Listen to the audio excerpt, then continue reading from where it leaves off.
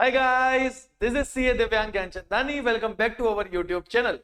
सो दोस्तों, आज की इस क्लास में मैं आपको बहुत छोटे छोटे प्यारे से दो चैप्टर खत्म करवा दूंगा, जिनका नाम है बेटा जॉब कॉस्टिंग और एक का नाम है बैच कॉस्टिंग.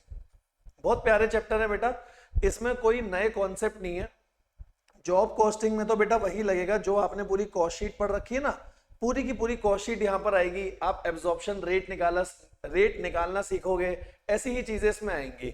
और बैच कॉस्टिंग में थोड़ा थोड़ा मटेरियल कॉस्ट काम में आएगा, क्योंकि आपको पता है मटेरियल कॉस्टिंग में आपने ईओक्यू पढ़ा है, सेम वैसे यहाँ पर निकलता है इकोनॉमिक बैच क्वांटिटी. ठीक है, आ जाओ, टाइम वेस्ट नहीं करेंगे. छोटे छोटे प्यारे से नन्हे मुन्ने से दो चैप्टर है, खत्म करते हैं. एक बार बस मैं देख लूं. हाँ, रिकॉर्डिंग ओके, आवाज आ रही है, बढ़िया, एकदम शानदार लग रहे हैं. आ जाओ जी, स्टार्ट करेंगे. ठीक है, आओ. जॉब कॉस्टिंग पहले इलस्ट्रेशन पे चलते हैं. ये आया बेटा आपका पहला इलस्ट्रेशन. आओ बेटा पढ़ें क्या लिखा है. As a newly appointed cost accountant, भाई तुम सीएम में बन चुके हो, अब तुम्हें एक कंपनी में रख लिया गया है. You find that selling price of job number 969 had been calculated on the following basis. आपने एक जॉब कॉस्टिंग देखी जिसमें एक सेलिंग प्राइस निकला हुआ है, मटेरियल लगा हुआ है 12.08 का, वेजेस लगी हुई है बेटा 22 घंटे एट द रेट ऑफ 25 पैसे. 25 पैसे हैं एक घंटे के. ठीक है, डिपार्टमेंट ए में 10 घंटे काम हुआ है, बी में 4, सी में 8, टोटल मिला करके देखोगे तो 22 घंटे आ रहे हैं. ठीक है, प्राइम कॉस्ट आ गई. प्राइम कॉस्ट में 33% जोड़ा और टोटल कॉस्ट मेरी निकल करके आ गई. तो जो प्राइम कॉस्ट में ये जोड़ा है ये ओवरहेड होगा. ठीक है सर, कोई दिक्कत नहीं है. नीचे N analysis of previous year profit and loss account, पिछले साल का प्रॉफिट लॉस अकाउंट दे रखा है बेटा. पिछले साल में आपका मटेरियल यूज इतना था, वेजेस दे रखी है 5, 6 और 4,000, और फैक्ट्री ओवरहेड हर डिपार्टमेंट का अलग अलग दिया हुआ है. मेरी यहीं से घंटी बज गई भैया कि अगर फैक्ट्री ओवरहेड हर डिपार्टमेंट का अलग अलग दे रखा है तो ये कहीं ना कहीं लेबर या वेजेस पे डिपेंडेंट होगा, क्योंकि देखो यहाँ पे वेजेस अलग अलग है और फैक्ट्री ओवरहेड भी अलग अलग है, और एक सेलिंग कॉस्ट भी है, तो मेरे को सेलिंग कॉस्ट को भी देखना पड़ेगा. ठीक है सर, क्वेश्चन खत्म हुआ पहला. Calculate and enter the revise cost. पिछले साल की फिगर को एज अ बेसिस यूज करते हुए अपनी रिवाइज कॉस्ट निकालो. तो बेटा जब आप रिवाइज कॉस्ट निकालोगे, जब आप अपनी कॉस्ट शीट बनाओगे, तो कॉस्ट शीट में मटेरियल तो इतना ही आएगा. मटेरियल इतना आएगा. वेजेस को आप अलग अलग करके दिखाना, डिपार्टमेंट ए की अलग, बी की अलग, सी की अलग, तीनों की वेजेस अलग अलग दिखाना बेटा. पहले की वेजेस कितनी हो जाएगी, 10 घंटे इंटू में 25 पैसे. दूसरे की हो जाएगी 4 घंटे इंटू में 25 पैसे, और सी की हो जाएगी बेटा 8 घंटे इंटू में 25 पैसे. आप आराम से चेक कर सकते हो, आपका आएगा टोटल 5.5, लेकिन मैं अलग अलग करके दिखाऊंगा, क्योंकि अगर ये अलग अलग कर लूंगा तो मेरे ओवरहेड्स भी अलग अलग निकल करके आ जाएंगे. सर ओवरहेड कैसे आएंगे, देखो पिछले साल ओवरहेड थे 2500 के, पिछले साल ओवरहेड थे 2500 के, और आपकी जो वेजेस थी वो थी 5000 की. तो यहां से आपको रेट निकालना पड़ेगा, ये होगा 2500 बाय 5000 इंटू में 100. एक सेकंड रुकना.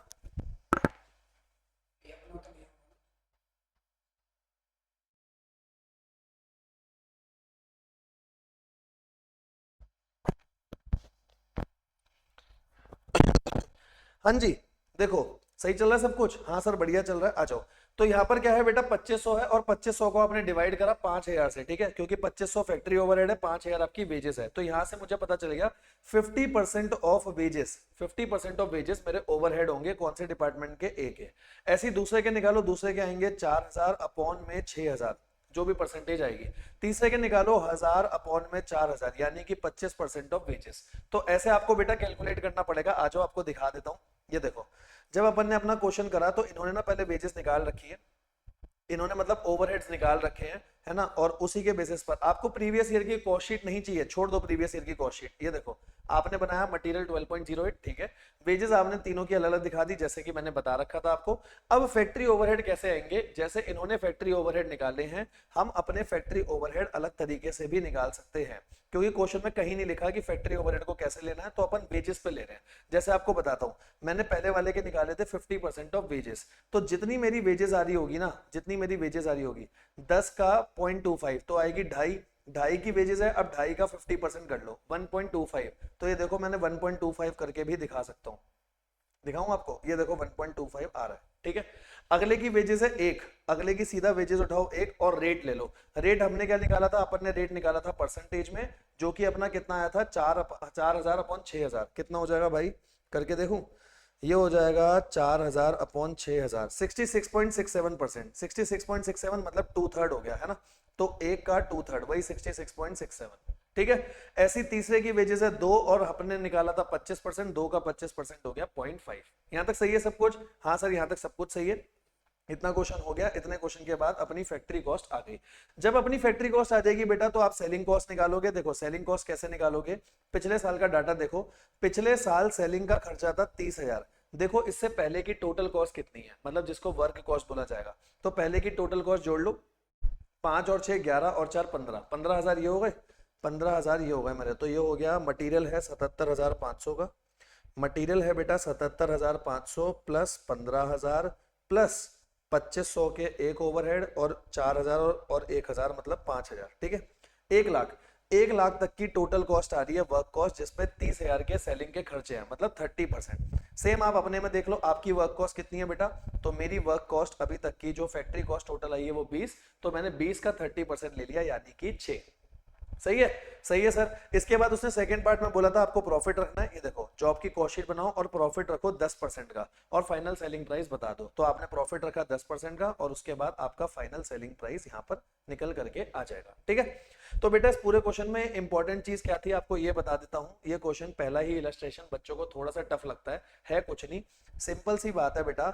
मेरे को लास्ट ईयर का डाटा दे रखा है, लास्ट ईयर का डाटा दे रखा है, तो मैंने लास्ट ईयर की सिंपल सी बात करी कि भैया फैक्ट्री ओवरहेड हर डिपार्टमेंट का कितना है और डायरेक्ट वेजेस कितनी है, इनटू में 100। तो मुझे पता चल जाएगा फैक्ट्री ओवरहेड की क्या परसेंटेज है ऑफ डायरेक्ट वेजेस। ठीक है, उस बेसिस पर मैंने अपनी जॉब का मटेरियल लिखा, डायरेक्ट वेजेस लिखी हर डिपार्टमेंट की अलग अलग, और जब आपने वेजेस लिखी होगी तो इसी बेसिस पर आपके फैक्ट्री ओवरहेड आ जाएंगे, ए के अलग, बी के अलग, सी के अलग, डिपेंडिंग अपॉन जितनी परसेंटेज है। सबको जोड़ दो, यहां पर आपकी फैक्ट्री कॉस्ट आ जाएगी। और पिछले वाले साल में देख लेना, पिछले वाले साल में 1 लाख की फैक्ट्री कॉस्ट थी जब 30,000 के सेलिंग खर्चे थे, तो 30% था। ऐसी मेरी जो फैक्ट्री कॉस्ट होगी मैं इसका 30% ले लूंगा, टोटल कॉस्ट आ जाएगी, इसी में प्रॉफिट जोड़ दो, सेलिंग प्राइस आ गया, फिनिश। अरे सर इतना आसान? हाँ सर इतना आसान, कोई दिक्कत वाली बात ही नहीं है। ठीक है, चल सकते हैं ना आगे? आ जाओ सर आगे चलेंगे, कोई दिक्कत नहीं सर, एकदम शानदार चल रहा है सब कुछ, सही चल रहा है। आओ इसके बाद अगला क्वेश्चन देखते हैं क्या है बेटा, आराम आराम से पढ़ना। A work order for 100 unit of a commodity has to pass through 4 different machines. 4 machine से होकर के गुजर रहा है। ठीक है, जिनका घंटों का रेट दे रखा है, मशीन आर रेट दे रखा है, पी का रेट है 1.25, 2.5, 3 और 2.25। सही है sir. Following expenses have been incur on work order. Work order पे कुछ खर्चे करे हैं। सबसे पहले मटेरियल पे 8,000, वेजेस पे 500। तो सही है सर, जॉब की कॉस्टिंग में सबसे पहला खर्चा आएगा डायरेक्ट मटेरियल, दूसरा खर्चा होगा डायरेक्ट वेजेस। ठीक है, अब देखो सिंपल सी बात है, मशीन पी 200 घंटे के लिए था। अगर मशीन पी 200 घंटे के लिए था तो उसको उसके रेट से मल्टीप्लाई कर दो, ऐसे ही क्यू को, आर को, एस को, सबको मल्टीप्लाई कर दो। ठीक है सर, कोई दिक्कत नहीं है। आगे, after the work order has been completed material worth 400 are found to be surplus and return to store. आपने 400 का मटेरियल वापसी कर दिया, कोई दिक्कत नहीं है सर। मटेरियल था 8,000, 8,000 में से 400 हटा देना, 7,600 का मटेरियल मैं दिखाऊंगा। ठीक है, मटेरियल क्लियर हो गया, वेजेस क्लियर हो गई, सारे ओवरहेड क्लियर हो गए। ओवरहेड में मल्टीप्लाई कर दोगे 1.25 से, मल्टीप्लाई कर दोगे 2.5, 3 और 2.25 से। सही है ना, 2.25 से। ठीक है, आगे आओ। ऑफिस ओवरहेड है 40% ऑफ वर्क कॉस्ट। दिखा देंगे sir office overhead 40% of work cost, कोई बड़ी बात नहीं है। But on account of all-round rise in cost of admin, distribution, sale, there has been 50% rise in office overhead expenditure. ठीक है, पहले ऑफिस का खर्चा 40% था, अब ये 50% से बढ़ गया है। तो पता है आप कैसे दिखाओगे? देखो आपको दिखाता हूँ।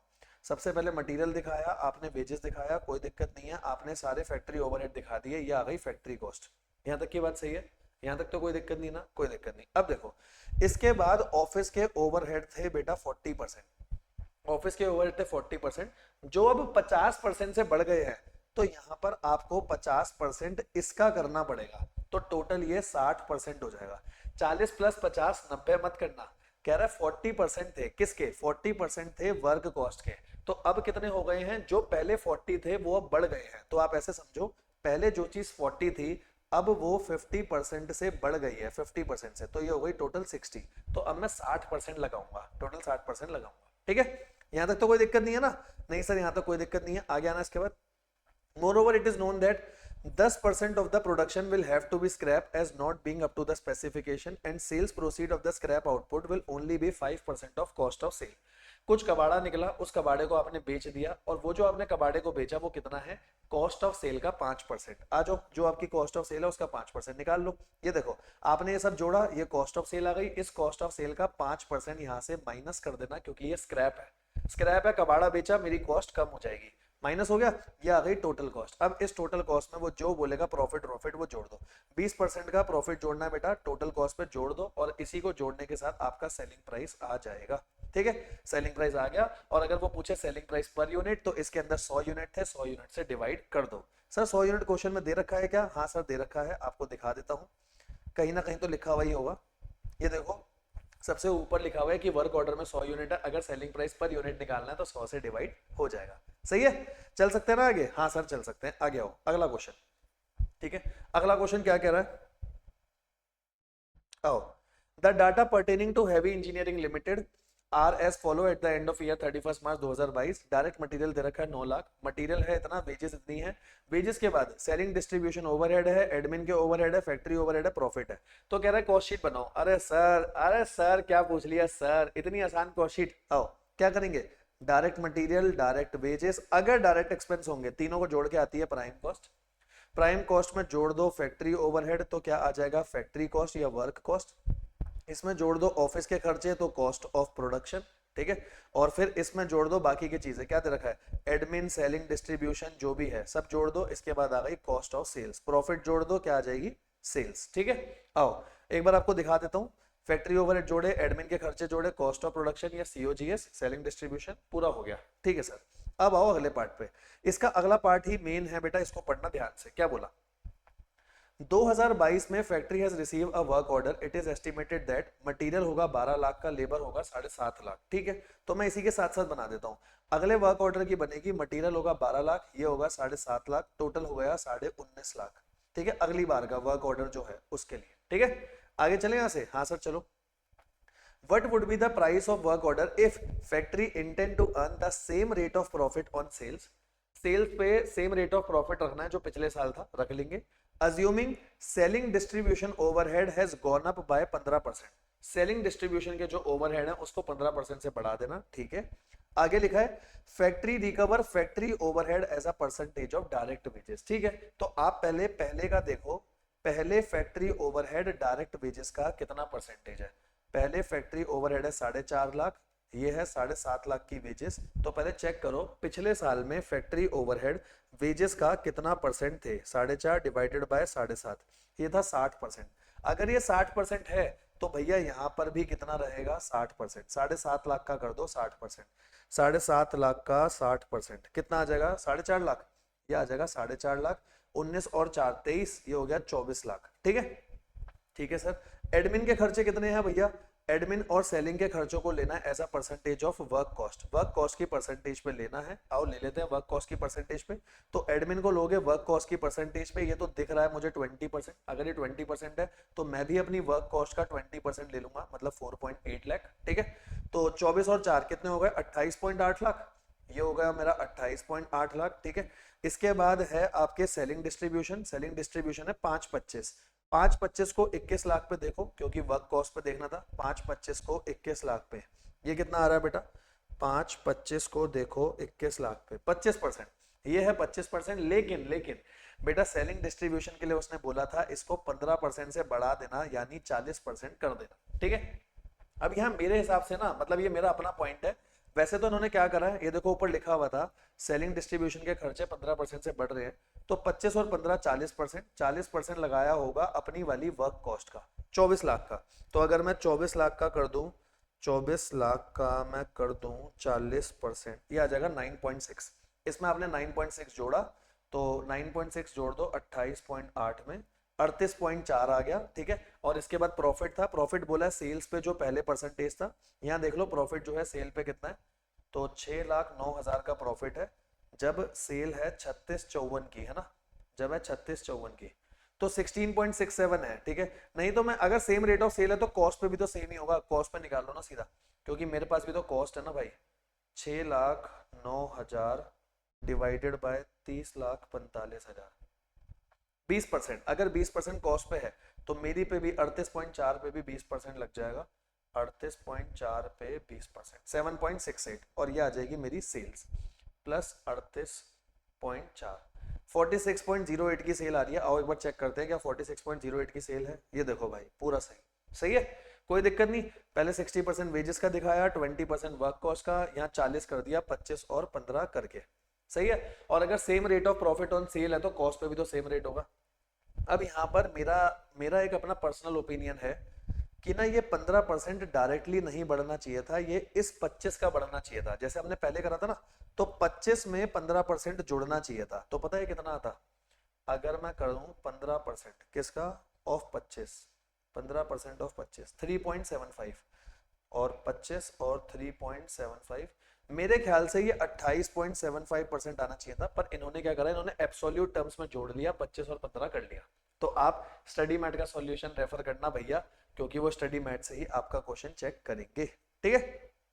सही है सर, आगे बढ़ सकते हैं, आ जाओ आगे बढ़ते हैं। सारे वर्किंग नोट बना देना जो भी आपने परसेंटेज निकाली है, ठीक है। आगे आओ, इलस्ट्रेशन नंबर 4 क्या कह रहा है, manufacturing company divided into 3 production department, all the production is again specific customer order. जब कस्टमर ऑर्डर देगा जब भी होगी। All order are dissimilar and they go through all the 3 department, ठीक है सर। मटेरियल का टोटल दे रखा है आपको, लेबर सबकी अलग अलग दे रखी है, इनडायरेक्ट मैन्युफैक्चरिंग कॉस्ट मतलब फैक्ट्री ओवरहेड दे रखे हैं, ठीक है सर, कोई दिक्कत नहीं है। Cost of producing a particular order, एक ऑर्डर के लिए बता रखा है मटेरियल इतना लगा, लेबर इतनी इतनी लगी। अगर लेबर इतनी इतनी है तो आप इनडायरेक्ट मैन्युफैक्चरिंग कॉस्ट को ऐसे नहीं ले सकते हो, आपको ओवरहेड भी हर डिपार्टमेंट के अलग अलग लेने पड़ेंगे, ठीक है। आओ नीचे देखो क्या लिखा है, पढ़ो question. General manager had a hazy idea that job executed on a order of this nature are under price. जो जनरल मैनेजर है उसे लग रहा है भाई तुमने ना जो कॉस्ट निकाली है वो गलत निकाली है, ठीक है। So the service of firm of cost accountant of which you are a member, तुम एक कॉस्ट अकाउंटेंट हो, have been acquire for through a investigation, आपके ऊपर एक फॉर थोरो इन्वेस्टिगेशन, आपको एक इन्वेस्टिगेशन करने को बोलिए। कह रहा है कैन यू आइडेंटिफाई, क्या फंडामेंटल फ्लॉ है, पहले तो बताओ फ्लॉ क्या है और फिर रिवाइज कॉस्ट शीट बनाओ। तो भैया देखो, अगर ये जॉब ऑर्डर की कॉस्ट शीट है तो मटेरियल में तो कोई फ्लॉ नहीं हो सकता, मटेरियल ठीक होगा, लेबर भी ठीक होगा। पर लेबर अगर तीनों डिपार्टमेंट का अलग अलग है तो ओवरहेड भी भैया हर डिपार्टमेंट का अलग अलग बताना, और ओवरहेड का रेट यहां से ले लो। देखो 20,000 के ओवरहेड है, 40,000 की वेजेस पे, मतलब 50% चल रहे हैं वेजेस का। यहाँ पर ये 40 है, ये 20 है, यहाँ चल रहे हैं 200%, है ना। मतलब अगर 20,000 की वेजेस है तो 40,000 मतलब डबल है, ठीक है। 30,000 मतलब 100%। तो तुम्हें भी ओवरहेड ऐसे ही लेने चाहिए थे। तो पहले के ओवरहेड आएंगे, अगर वेजेस 120 है तो पहले के ओवरहेड हो जाएंगे इसके आधे मतलब 60, ये 280 है, इसका डबल कर लो 560, और ये 200 का डबल मतलब 200 का नॉर्मल ही रहेगा 200, ठीक है। तो आपके ओवरहेड बेटा ये आने चाहिए थे 200 और 500 700 820, 820 के आने चाहिए थे, जो यार 600 ले रखे हैं, 820 के ओवरहेड आएंगे। आओ चेक करा देता हूँ, ये देखो सबसे पहला 60, फिर 560 और फिर 200, बस ये टोटल कॉस्ट सही आ गई, ठीक है। बेटा मैंने ये सारे के सारे क्वेश्चन जो है ना अपने डिटेल बैच में बहुत ज्यादा डिटेल में करा रखे हैं, हमने रेगुलर क्लासेस में बहुत ज्यादा मेहनत करी है इन क्वेश्चंस पे, मैं अभी सिर्फ रिवाइज करा रहा हूँ आपको। तो जो भी बच्चा ये लेक्चर फर्स्ट टाइम देख रहा है उसको शायद ऐसा लगे कि सर कितनी जल्दी जल्दी करा रहे हैं, but it is just a revision. अगर आप रिविजन बहुत अच्छी करके बैठे हो तो आपको कहीं कोई प्रॉब्लम नहीं आएगी, ठीक है। एंड आई होप आप लोगों को बहुत अच्छे से समझ आ रहा होगा। अगर आपको सही में अच्छे से समझ आ रहा है तो बेटा कमेंट सेक्शन में जाके कमेंट जरूर जरूर करना, आपके कोई भी डाउट है डाउट जरूर जरूर बताना, ठीक है। Because your appreciation is our motivation, ठीक है। और अगर आपको रेगुलर क्लासेस वगैरह लेनी है, नीचे नंबर आ रहा है, व्हाट्सएप पे क्वेरी रेज कर सकते हो, ठीक है। अगला क्वेश्चन आओ, अ शॉप फ्लोर सुपरवाइजर, एक सेकेंड पानी ले लो बेटा।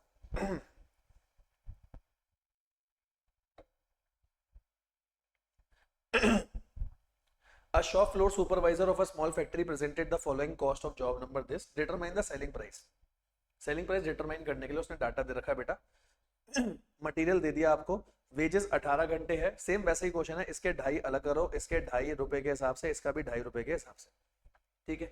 चार्जेबल एक्सपेंस का मतलब डायरेक्ट एक्सपेंस होता है, ये आपके डायरेक्ट एक्सपेंस है। प्राइम कॉस्ट आ गई, प्राइम कॉस्ट में 33 1/3, 33 1/3% का मतलब होता है 1/3, 1/3 आपने जोड़ा है इसमें ओवरहेड के नाम का और टोटल कॉस्ट आ गई। पीएनएल अकाउंट दे रखा है बेटा, ये पीएनएल अकाउंट है पिछले साल का। अब अगर आप इस पिछले साल के पीएनएल अकाउंट में देखोगे, फिर से देखो वेजेस और ओवरहेड के बीच में क्या रिलेशन है। यहाँ ओवरहेड है 50% of wages, 50% of wages. Sir कैसे पता चला, देख लो, ठीक है। यहाँ ओवरहेड है आपका 75% ऑफ वेजेस, क्योंकि वेजेस 12 की है, ये 9000 है, और यहाँ पर वेजेस 8 की है, ये 2 है, तो मतलब 25% ऑफ वेजेस है, ठीक है सर। और सेलिंग एक्सपेंस देखो बेटा, सेलिंग एक्सपेंस की भी अगर मैं बात करूं, सेलिंग एक्सपेंस 20,000 दे रखा है, वर्क कॉस्ट 2 लाख पे, मतलब ये 10% है वर्क कॉस्ट का, ठीक है। ये सारी चीजें आप निकाल के रख सकते हो पहले।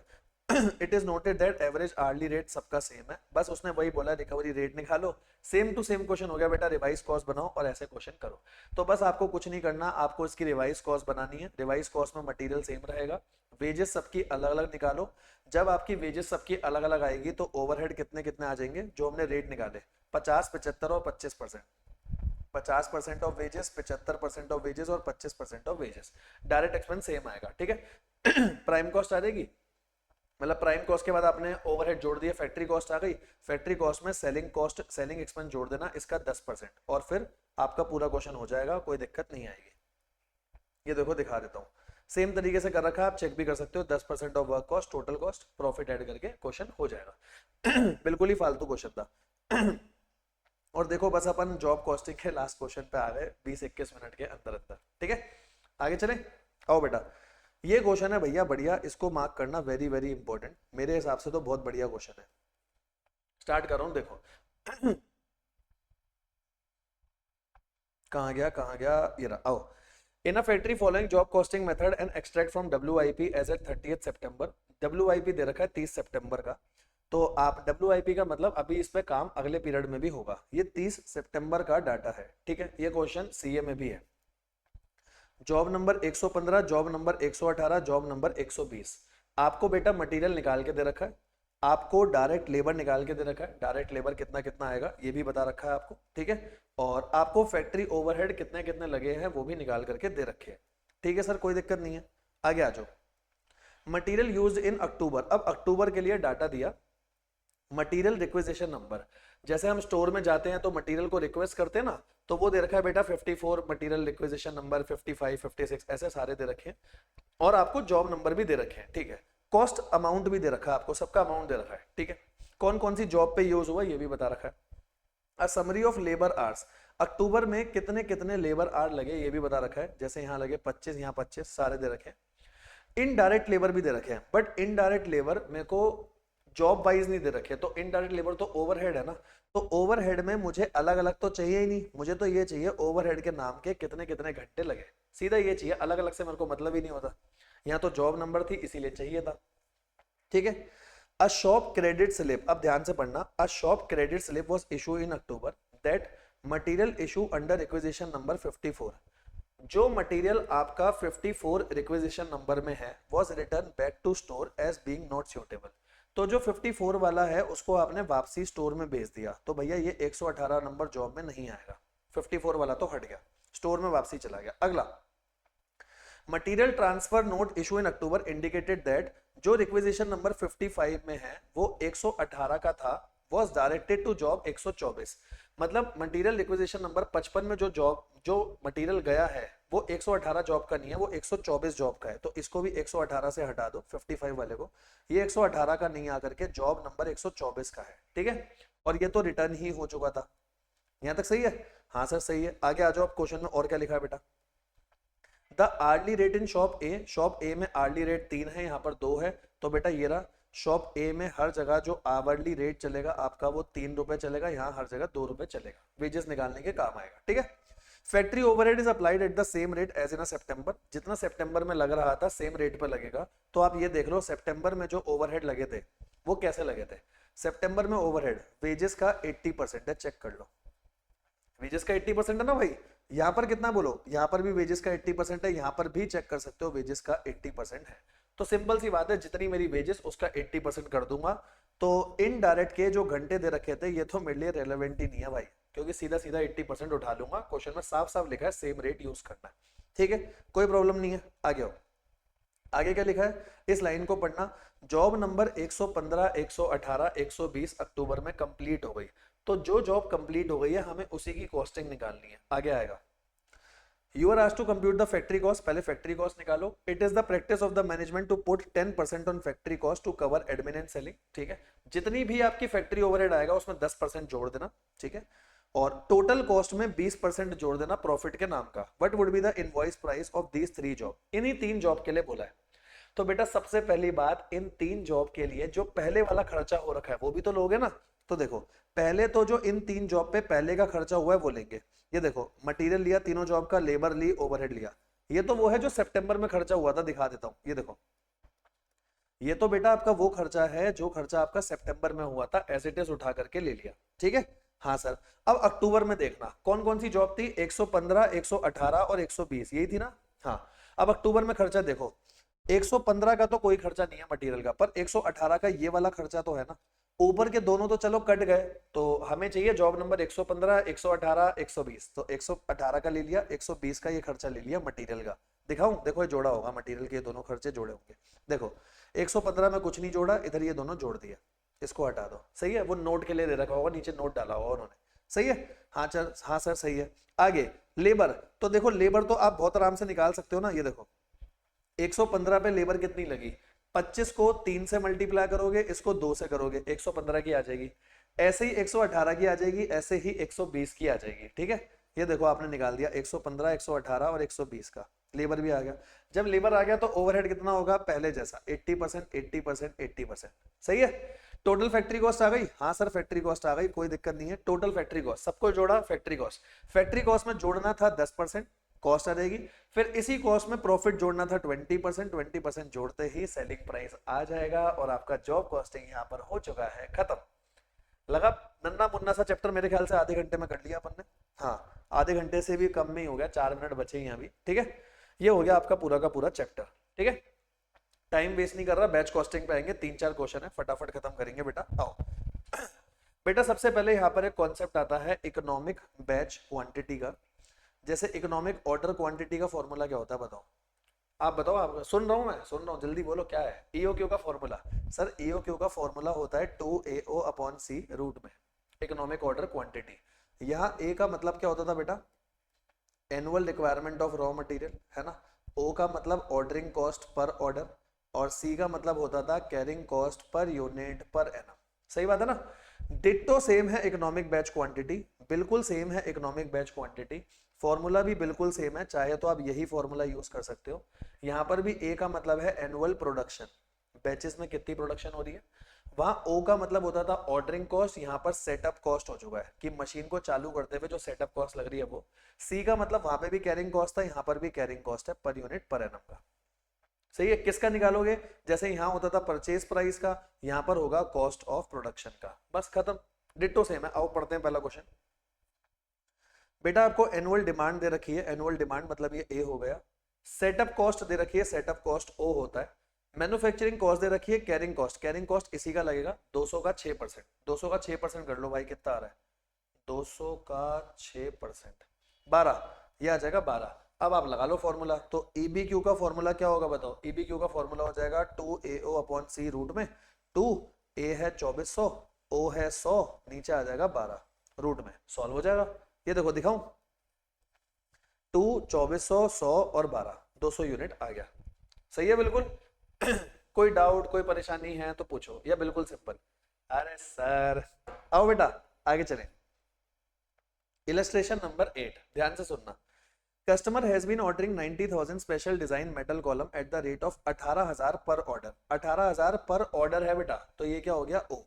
ठीक है, during the past year the production cost comprises 120 रुपए मटेरियल के, 60 लेबर के, 20 फिक्स ओवरहेड के। ठीक है सर, ये कॉस्ट दे रखा है 120, प्रोडक्शन कॉस्ट है 120, 60 और 20, सबको जोड़ोगे तो कितना होगा, 200 रुपए की प्रोडक्शन कॉस्ट हो गई। ठीक है, it cost 1500 to set up for 1 run of 18,000 column. ठीक है, तो सेटअप कॉस्ट ये है तो ओ ये होगा हमारा, क्योंकि इकोनॉमिक बैच क्वांटिटी में तो सेटअप कॉस्ट को ओ माना जाता ना। इन्वेंट्री कैरिंग कॉस्ट है 15%, 15% किसका लगाओगे, जो कॉस्ट ऑफ प्रोडक्शन है इसका, यानी 30। और कम से कम आपको 5,000 कॉलम खरीदने पड़ेंगे। The company would like to avoid making 5 different production run, मतलब पहले 5 ऑर्डर ले रही थी कंपनी, वो 5 ऑर्डर नहीं लेना चाह रही। Find the most economical production run, तो निकाल देंगे, कौन सी बड़ी बात है। 2AOC, 2 A है 90,000, ए आपका 90,000 है, ओ कितना है, ओ है आपका 1500 और सी है 30। सॉल्व कर लो, इसको आंसर आ जाएगा। तो भैया एक बार में 3000 कॉलम खरीदो, यही आपकी इकोनॉमिक बैच क्वांटिटी है। खत्म हो गया छोटा सा क्वेश्चन। इस 18,000 का कोई काम ही नहीं है, फालतू में दे रखा है। ठीक है, आओ बेटा 9th question. AB limited committed to supply 24,000 bearings per annum. आपने 24,000 बियरिंग बनाई है, मतलब ठीक है, ए हो गया हमारा।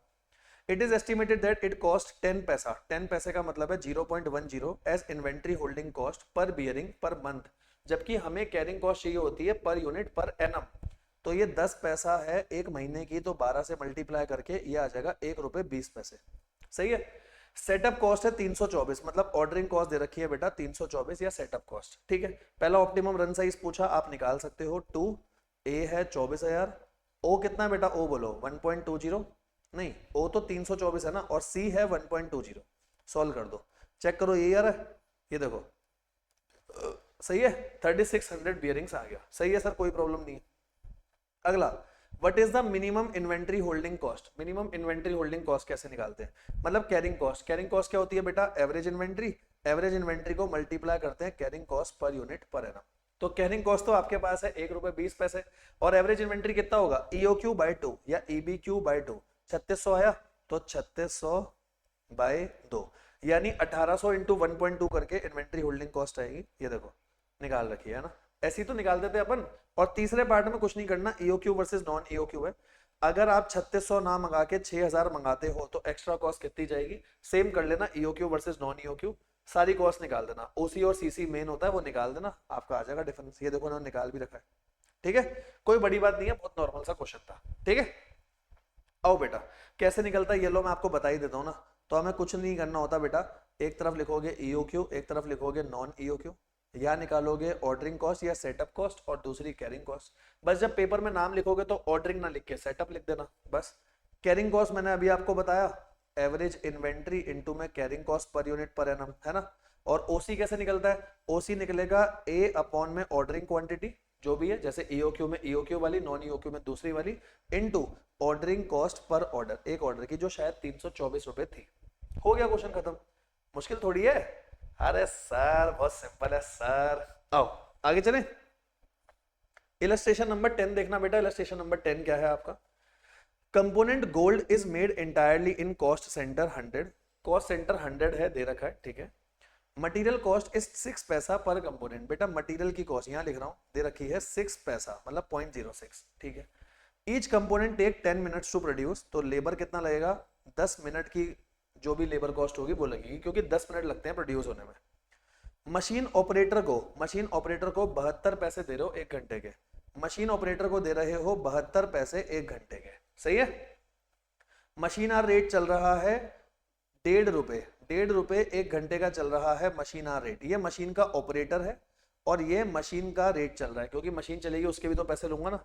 सेटिंग अप टाइम है टोटल मिला के 2 घंटे 20 मिनट। ठीक है, on the basis of this information आपको कॉस्ट शीट बनानी है, टोटल में भी और पर कंपोनेंट भी, 10, 100 और 1000 कंपोनेंट की। ये क्वेश्चन मैं सीए लेवल पे भी कराता हूं बच्चों को। ठीक है, सिंपल सा क्वेश्चन है, समझो।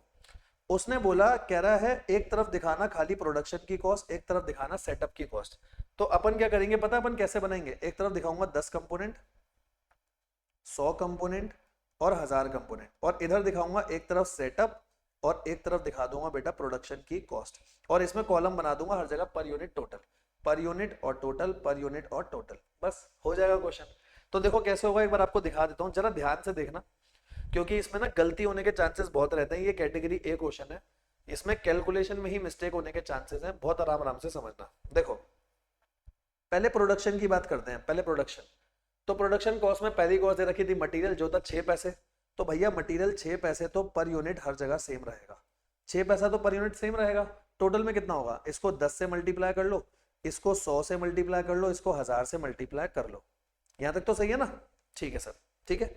अब इसके बाद मशीन के ऑपरेटर की वेजेस, जो मशीन का ऑपरेटर है उसकी वेजेस, ये देखो वर्किंग नोट 1 में बना रखी है, तुम्हारे को दिखा भी देता हूं, बहुत सिंपल है। मशीन के ऑपरेटर की वेजेस, ठीक है, 72 पैसे दे रखी थी, कितनी दे रखी थी, आराम से पढ़ना, 72 पैसे थी 60 मिनट की। तो देखो मैं क्या कर रहा हूं, पहले टोटल में निकालूंगा, 72 पैसे थी 60 मिनट की, ठीक है, एक को बनने में लगते थे 10 मिनट, एक को बनने में 10 मिनट, पर यहाँ मैं बना रहा हूँ 10 कंपोनेंट, मतलब 100 मिनट की कॉस्ट निकालनी है। आप निकाल के चेक करो तो आपका ना टोटल वाले कॉलम में आ जाएगा, पहले वाले में 72 पैसे है 60 मिनट की, मल्टीप्लाई कर दो 100 से 1.2, ये देखो पहले वाले का आया 1.2।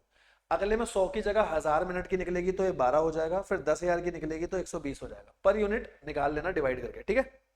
सेम काम ओवरहेड में भी करना है आपको। ये तो मशीन के ऑपरेटर की वेजेस हो गई। अगला करेंगे ओवरहेड। ओवरहेड में थे मशीन के 1.5 रुपए, मशीन के थे 1.5 रुपए 60 मिनट के, तो 100 मिनट के कितने, पहले वाले में 100 के आ जाएंगे, अगले में 1000 के, फिर 10,000 के। सही है, यहाँ तक तो सही है। ये तो कौन सी कॉस्ट हो गई, प्रोडक्शन वाली, क्योंकि समझो प्रोडक्शन में मटेरियल का खर्चा आएगा, बिल्कुल आएगा। क्या बेटा, प्रोडक्शन में जो बंदा बना रहा है उसकी वेजेस आएगी, वेजेस भी आएगी, और वेजेस के साथ साथ जो मशीन चल रही है उसका भी तो खर्चा आएगा ना। हाँ सर, खर्चा आएगा, ठीक है। सेटअप में कौन कौन से खर्चे आएंगे, सेटअप में मशीन ऑपरेटर की वेजेस आएगी और ओवरहेड्स आएंगे, ठीक है। मशीन ऑपरेटर की वेजेस और ओवरहेड, ये देखो दिखा देता हूँ, यहाँ पे बना भी रखा है।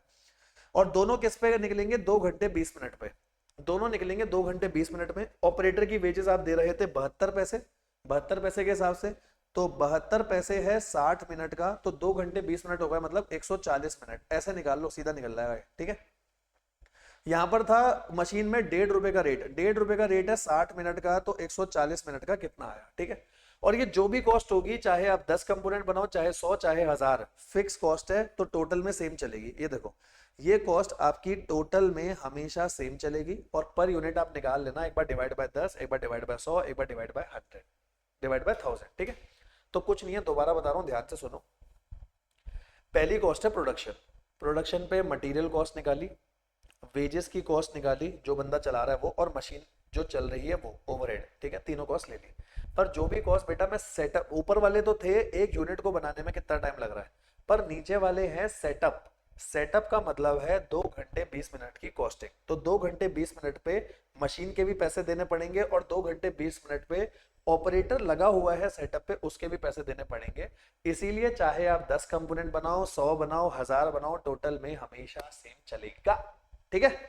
और दोस्तों, बताते हुए बहुत ज्यादा खुशी हो रही है कि इसी के साथ आपका नन्हे मुन्ने 2 चैप्टर जॉब और बैच कॉस्टिंग पूरे तरीके से खत्म हो चुके हैं। अगर आपको रिवीजन वीडियोस अच्छी लग रही हो तो कमेंट सेक्शन में जरूर जरूर जरूर बताइएगा, ठीक है। और इसी तरीके से मैं पूरे के पूरे स्टडी मैट को आपको रिवीजन वीडियोस में अच्छे से करा दूंगा, और आप देख लेना बेटा, आप कॉस्टिंग के पेपर में फोड़ के आओगे इस बार, ठीक है। ग्रुप 1 में कॉस्टिंग का पेपर बनेगा जिसमें सबसे ज्यादा नंबर आएंगे। चलो ठीक है guys, thank you so much, love you all, मिलेंगे अपने नेक्स्ट वीडियो में, बाय बाय, टेक केयर।